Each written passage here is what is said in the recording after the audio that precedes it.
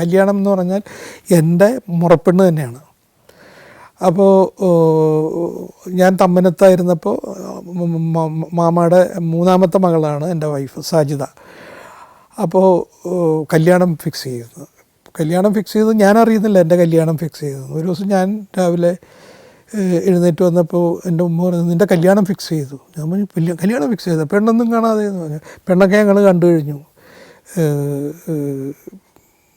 ചായ എന്നാണ് വിളിക്കുക, ചായയാണ് എന്ന് പറഞ്ഞു. വാപ്പ പോയി കല്യാണം ഉറപ്പിച്ചിട്ട് വന്നിട്ടുണ്ട്. മെയ് 6-ാം തീയതിയാണ് കല്യാണം എന്ന് പറഞ്ഞു.